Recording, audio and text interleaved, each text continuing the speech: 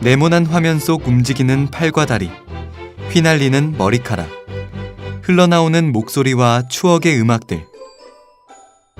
우리는 누구나 한 번쯤 애니메이션을 통해 기쁨과 슬픔을 겪었고 저마다 다른 모양의 추억을 만들곤 했습니다. 언제부턴가 애니메이션은 단순 볼거리를 뛰어넘어 예술의 경지까지 이르렀죠. 애니메이션 산업의 성장을 이끌어낸 데에 많은 기여를 한 곳은 단연 일본이라 할 수 있습니다. 특유의 감성과 섬세한 표현으로 전 세계 사람들에게 사랑받고 있는 일본 애니메이션. 그 현장은 어떤 모습으로 펼쳐져 있을까요?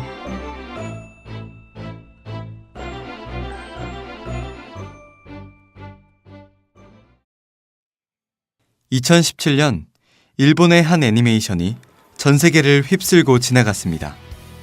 바로 신카이 마코토 감독의 작품 너의 이름은입니다. 하늘, 구름, 빛 등의 자연을 아름답게 구현해내는 작화로 빛의 마술사라 불리는 신카이 마코토 감독은 각종 흥행 기록을 돌파하며 일본 애니메이션계에 새로운 신화를 세웠습니다. 일본 애니메이션은 세계의 국경을 넘어 퍼져나가고 있습니다. 프랑스, 스페인, 미국 등 세계 각국의 기사에서 종종 아니메라는 단어를 찾아볼 수 있습니다. 애니메이션, 아니마치오네 등 각각 애니메이션을 지칭하는 언어가 따로 있는데도 말이죠. 아니메는 애니메이션 중에서도 일본에서 제작된 애니메이션 작품군을 지칭하는 말로 쓰이고 있습니다. 일본 애니메이션이 현재 세계에서 어느 정도의 위력을 가지고 있는지를 보여주는 대목입니다. When I'm reading comics or watching animation, it's bring me happiness. It's give me a dream that can come true. ハンターハンターとか、ジャンプだとですね。あとはちょっと前のナルトとかもそういうのも好きでしたね。ワンピースすごい大好きみたいで、いろんな国でワンピース売ってるから、それを見てここに遊びに来てくれるんだって。 그렇다면 일본의 애니메이션은 어떻게 이런 모습으로 발전할 수 있었을까요?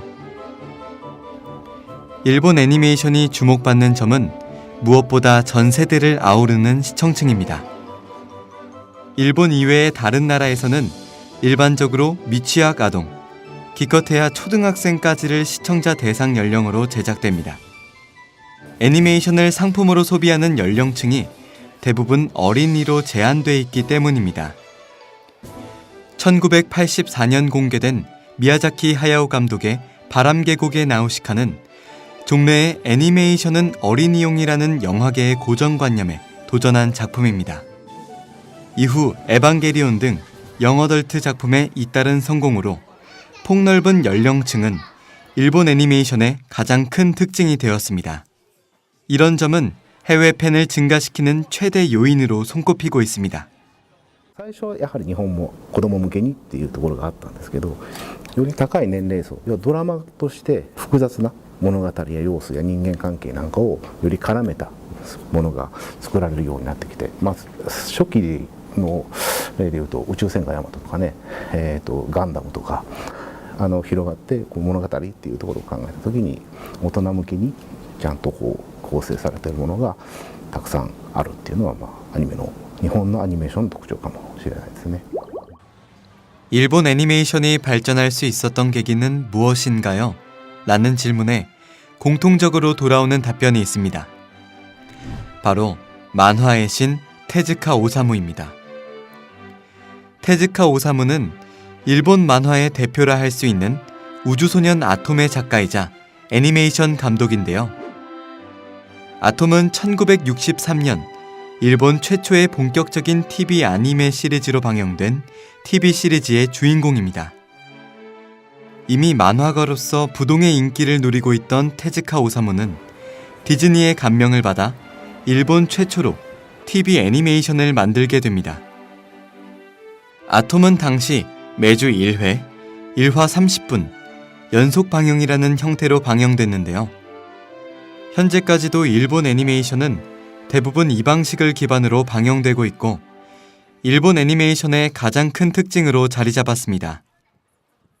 1963年に手塚治虫さんが鉄腕アトムを毎週テレビで30分っていう放送の枠でテレビでやるようになった時に、ちょうど日本がその時テレビがバーッと広がっていった時期と普及していった時期と合わさって、その放送が急にボーンって伸びたのがちょうど90年代あたりで、いわゆるそのテレビでそういう放送される本数とか増えていくのにつれてどんどん認知度が上がっていっているけども、やっぱりテレビがアニメーションの普及を後押し。 이처럼 일본 애니메이션은 탄탄한 기본 틀이 마련됨과 동시에 TV 보급화 시기가 맞물려 발전을 이어나갈 수 있었습니다. 그리고 2000년대 초고속 인터넷과 대용량 데이터 통신과 함께 재패니메이션의 인기는 국가를 넘어 해외로 빠르게 확산됐습니다. 한편 일본은 빠르게 바뀌는 애니메이션 산업에 발맞춰 전문 인력의 육성에도 힘쓰고 있습니다. 교토시 사쿄구에는 일본을 대표하는 두 예술대학교가 있습니다. 바로 교토 세이카 대학과 교토 조형예술대학입니다. 이곳에서 학생들은 미래 애니메이션 산업을 이끌어 나가기 위해 공부하고 있습니다. キャラクターデザイン学科はアニメーションだけを勉強している、学科ではなくて、この他に5つの領域を持っています。